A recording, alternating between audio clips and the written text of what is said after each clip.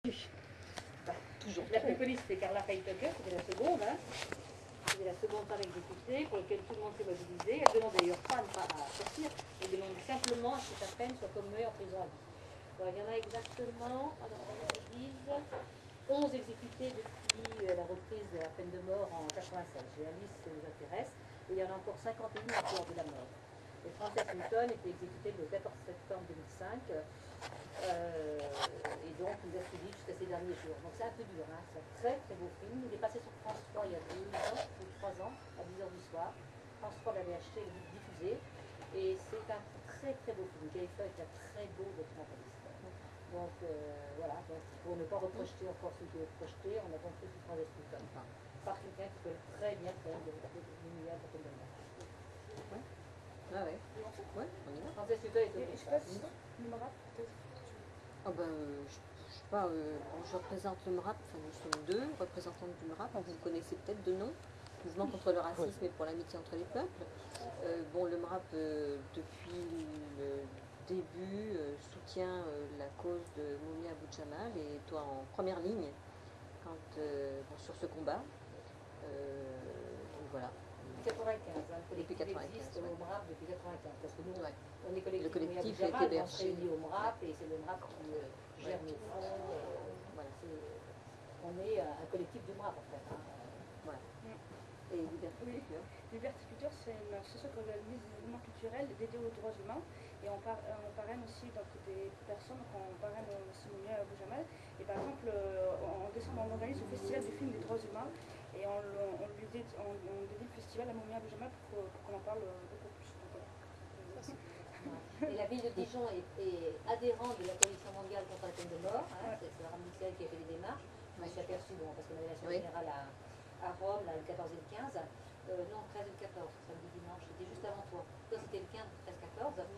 Et l'an prochain, au mois de février prochain, février 2010, il y a le congrès contre la peine de mort à Genève. Et moi, justement, j'en sais l'idée qu'on participe à la table sur la discrimination. Mais comme les participations, c'est coûte très cher quand même, hein, même sur les subventions, donc je demandais si la ville de Dijon serait d'accord pour participer avec nous, en tant que collectif. Alors peut-être pour aligner 1000 €, hein, mais en même temps c'est 20 000 €, on leur a dit que c'était gentil, mais c'est un délire. 1000 €, mais si on est plusieurs participants, on peut animer la table sur la discrimination avec d'autres participants. Et discrimination raciale, parce que ça c'est vraiment des cas de discrimination raciale, il n'y a pas de problème. Ah bah oui. Donc si les gens de Dijon sont intéressés, on en discutera. On en discutera. L'idée c'est de lancer l'idée, puis après ça, de faire une proposition au comité de pilotage au mois de septembre à la Coalition mondiale. Ouais. D'accord. Ah, oui. Vous vouliez pas il n'y a pas d'autres questions là pour... On en discutera après. On verra ça après. Ouais. Personne n'a vu sur France 3 ce film il y a... Rien du tout. Non. 2 ans et demi à peu près. J'ai eu par hasard, c'est une amie qui m'a appelé, mon ami, un collègue de Clermont. Il y a un truc sur la peine de mort à 10h, c'est trop tard, je vais t'apprendre, vous devrez le regarder. 10h, non. J'ai commencé à regarder, j'ai pas pu décrocher. Gay Feu a beaucoup de prix. Prix pour ce film.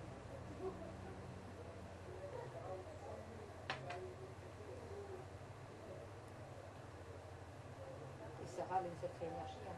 Ah. Oui, oui. Elle porte tout un peu à la force du poignet, mais un peu toute seule. Mais voilà, on ne peut pas tout faire non plus. Alors... Vous voyez des trucs pour étendre Il y a des petits trucs là-haut. Oui, voilà. Vous montez sur le canapé pour éteindre. Alors, je pense qu'il y a un préposé là. C'est ça. Bonjour tout le monde. Tu éteins. Voilà. C'est tout ou pas? C'est pareil, hein. Là, il s'agit de le régulateur, hein, il croit droit. Et c'est là que, ce que j'avais compris, pourquoi ce gouverneur républicain déclarait un moratoire sur la peine de mort. C'est très bien, mais Chicago, c'est quand même un pays à haut risque, l'Illinois aussi. J'avais compris, mais Obama était sénateur. Obama est prof de droit. Prof de droit, il n'y a pas de problème. Mais c'est des cas classiques. Je peux juste une question. C'est des cas classiques. Je peux juste une question un peu historique. Je ne sais plus si c'est dans le film où on parle de, ou c'est toi qui as dit tout à l'heure, qu'en 96, la peine de mort a été En 96, il y a la Clinton Death Efficiency Penalty Act. C'est une loi votée par Clinton de façon à accélérer les exécutions. C'est-à-dire qu'ils ont droit à beaucoup moins de recours. Et le résultat, c'est que maintenant, ils sont exécutés très jeunes. Je peux vous sortir la liste. Ça m'a frappé la liste de cette année. C'est qu'avant, ils restaient comme Oumiya souvent 10, 15, 20 ans au pouvoir de la mort. Et là, je suis frappée par les exécutions cette année depuis le début de l'année. Il y a des 34 ans, 40 ans, des très jeunes. C'est-à-dire qu'ils restent souvent pas plus de 5 ans avant de les exécuter. Ça va très très vite. Et ça, c'est la loi Clinton de 96. Les Clinton étaient à fond pour la peine de mort, l'un et l'autre. Clinton, dans sa campagne de 92, il était allé exprès au... Non, c'est pas là. Il était allé exprès au... Non, mais là, en Arkansas pour signer l'exécution d'un handicapé mental. Hein. Oh, mais je sais, j'ai crié tout à l'heure quand même. Vous avez dit handicapé mental, mais ils ont le droit d'exécuter des handicapés. Jusqu'à 2 ans, oui. La législation est très récente. Les mineurs non défaits et handicapés mentaux. Les États-Unis n'ont pas signé la convention sur les droits de l'enfant. Hein. Il y a des rares pays à ne pas signer ça. Nombre de conventions qu'ils n'ont pas signées. Et là, depuis 3-4 ans, depuis 2003-2004, la Cour suprême demande à ce qu'on exécute plus d'handicapés mentaux et de gens mineurs non défaits. Au Texas, ils arrivent encore à rouler. Donc là, vous avez les dates, ensuite vous avez l'état, hein, et ensuite vous avez les âges. L'âge de la personne exécutée, vous voyez, 40 ans, 62, 32, 41, 36, 41, 36, etc. Il y a 32 exécutions depuis le 15 janvier. Et normalement, je pense qu'il y en a eu une hier, elle n'est pas sur la liste parce que le 1er juillet, il y en a une, et il y en a 4 ou 5 de prévues encore en juillet. Il y a 2 ou 3 sur ces exécutions, il y en a 2 ou 3 prévues là. Qui vont être exécutées bientôt. Voilà, c'est ça l'exécution prévue pour 2009. Voilà, c'est tout ce qui est prévu pour 2009. Ça. Ah, c'est intéressant aussi, la race. Ouais. Alors sur les 32, il y a 14 noirs, 16 latinos et 12 blancs. B, c'est quoi? B, c'est black. Et L, latino, white. Donc ce que vous êtes en train de dire, c'est qu'il y a une loi pour les noirs et les latinos qui sont exécutés et non, il n'y a pas une loi double...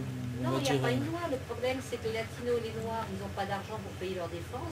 C'est ce que je suis en train de dire. Voilà, c'est une loi qui... C'est pas une loi, c'est la discrimination systématiquement. Il y a une loi unique en fait. Institutionnel. Il y a une théorie qui est sortie, il y a la théorie de Glenn Lowry, un prof de Boston, afro-américain, plutôt conservateur, qui a fait une étude statistique, là, alors qu'il y a à peu près 1 an, c'est Moumi à nous dire ça. Il montre, statistique à l'appui, avec tous les chiffres à l'appui, qu'en fait, la justice a établi les discriminations raciales abolies par les droits civils de 1965. Ce que je voulais dire en fait, c'est qu'il y a une loi pour les riches et une loi pour les pauvres. Ah oui. Voilà, c'est ce que je voulais dire en fait. La loi, elle n'est pas appliquée de la même manière. Oui, comme dit Moumia, la peine capitale, c'est pour les gens sans capital. Voilà. Et par la race, par les deux. Oui, mais il y a quand même moins de... Il y a des blancs pauvres, mais il y a moins de blancs pauvres quand même que de noirs de latinos. On le voit bien, Frances, elle est sans défense. Il y a un taux d'illettrisme très fort dans les populations noires.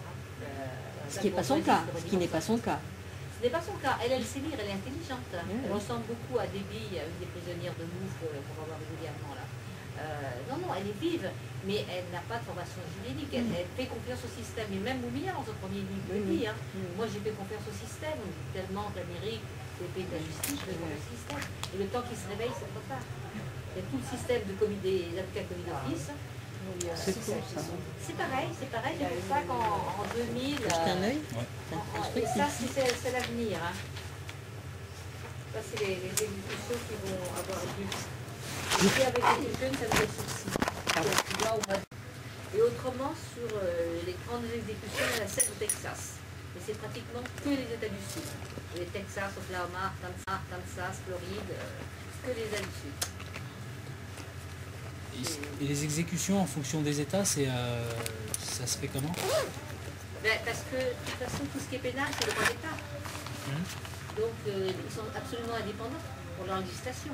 Chaque État a sa constitution.